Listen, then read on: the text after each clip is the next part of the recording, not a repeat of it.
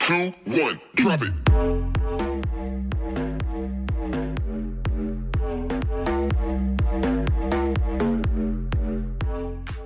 We ought to change our name. We ought to get a great name that would represent the company the way it is now. So after thinking a while, I came up with Marvel Comics, and it was a great name. Now, DC. They were called National Comics years ago. And when we changed our name to Marvel, some genius over at National Comics said, hey, we ought to change our name too. So we became Marvel. And what did they change their name to? DC. That'll give you an idea of the kind of competition we had.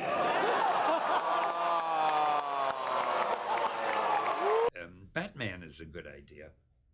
It's interesting, the writer of Batman, the fellow who created Batman, Bob Kane, was a friend of mine. And he was a funny guy, just the opposite of me. He would go to a restaurant with me, we'd have dinner. The minute the waiter came over, do you know who I am? I'm Bob Kane. I created Batman. Here, I'll draw you a picture. I wanted to crawl under the table. I would never say anything like that. So, you have to trade one of your characters to distinguish competition, DC, for one of their characters.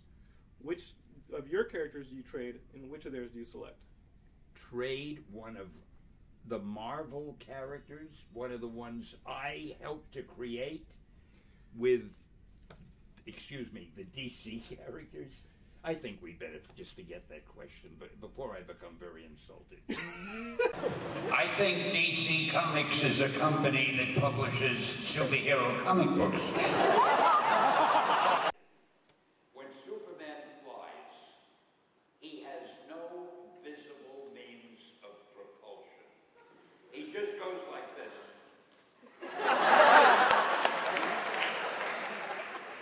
Stan Lee is the head of a sports team made up of all of his creations. Spider-Man, Thor, Iron Man, etc. Well, what do you mean, etc.? You could have mentioned them, but all right, we'll go with etc. People often ask me, which of the DC characters would I have liked to have written? And it really doesn't matter to me, because I like writing anything. I think if I had done Superman, I would have done him differently. I would have made him more vulnerable. I think the idea of being able to do anything makes you a little uninteresting. They said he was able to leap over tall buildings with a single bound.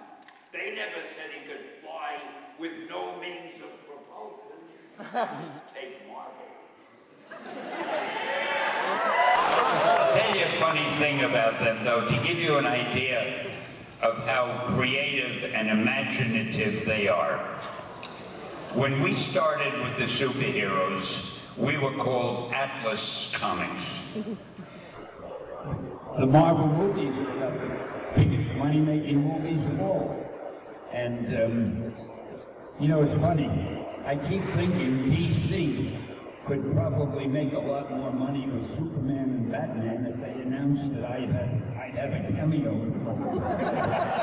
People wouldn't believe it. They'd have to go to the theater and see it. The DC characters, some of them are great. I wish I had created them, but there's no way I would trade mine for theirs. There was a time about, I don't know, 6, 7, 8 years ago when DC Comics asked me, they wanted to do a series of books called What If Stan Lee Had Created the DC Universe, or something like that. And they asked me to write Superman, Batman, the Wonder Woman, the Green Lantern, and I don't know, 10 or 12 of their books, as if I had created them. So I changed all of them around. I made Batman a black man. I made the Flash a female. I just for fun, just to make them different. I really enjoy doing it. I think they should actually make a Stan Lee movie.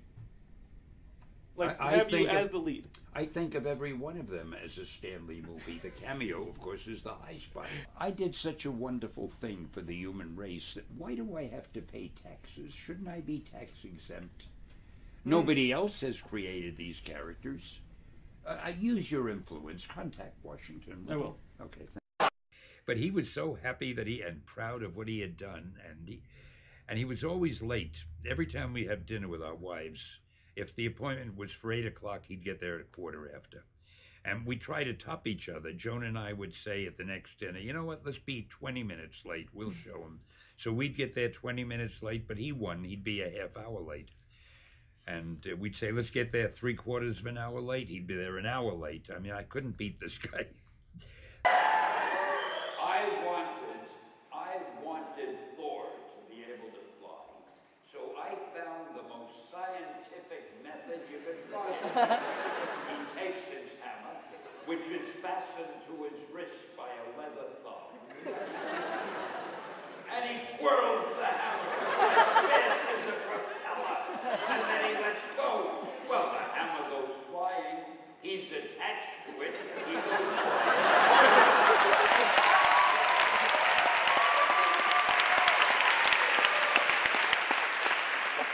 That shows you the difference between a company that cares.